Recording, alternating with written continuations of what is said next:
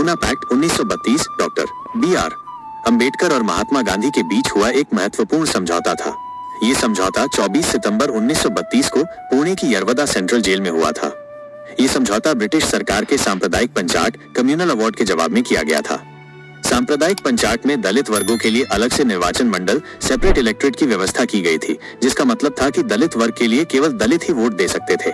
गांधी जी इस प्रावधान के सख्त खिलाफ थे, क्योंकि उनका मानना था कि ये हिंदू समाज को विभाजित कर देगा। इसके विरोध में उन्होंने जेल में ही आमरण अनशन शुरू कर दिया। पूना पैक्ट के प्रमुख बिंदु: इस समझौते में डॉक्टर अंबेडकर ने दलितों के लिए अलग निर्वाचन मंडल की मांग छोड़ दी, लेकिन बदले में कुछ महत्वपूर्ण प्रावधान जोड़े गए।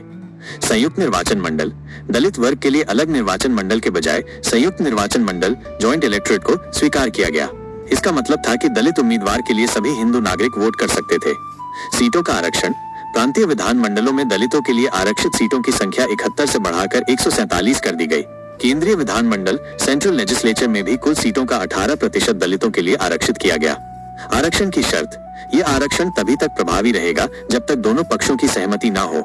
सार्वजनिक सेवाओं में प्रतिनिधित्व: इस समझौते में यह भी तय किया गया कि दलित वर्गों को उनकी शैक्षणिक योग्यता के आधार पर सार्वजनिक सेवाओं और स्थानीय संस्थाओं में उचित प्रतिनिधित्व दिया जाएगा।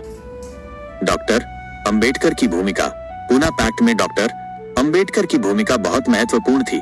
उन्होंने दलितों के राजनीतिक प्रतिनिधित्व और अधिकारों के लिए लंबे समय से संघर्ष किया था। वे मानते थे कि दलितों की स्थिति में सुधार के लिए उन्हें राजनीतिक शक्ति मिलना बहुत जरूरी है। उन्होंने गोलमेज सम्मेलन में दलितों के लिए अलग निर्वाचन मंडल की मांग को जोर शोर से उठाया था और ब्रिटिश सरकार ने उनकी इस मांग को स्वीकार भी कर लिया था। लेकिन गांधी जी के आमरण अनशन और देश में बन रहे तनाव को देखते हुए डॉक्टर अंबेडकर को समझौता करना पड़ा। उन्होंने ये समझौता इसलिए किया ताकि गांधी जी का जीवन बचाया जा सके और दलितों को कम से कम सीटों का आरक्षण मिल सके। हालांकि बाद में उन्होंने इस पैक्ट के नतीजों पर कुछ निराशा भी जाहिर की, क्योंकि उनका मानना था कि इसने दलितों को पूरी तरह से राजनीतिक स्वतंत्रता नहीं दी। फिर भी यह समझौता भारतीय इतिहास में एक मील का पत्थर है, जिसने दलितों के लिए आरक्षण का मार्ग प्रशस्त किया।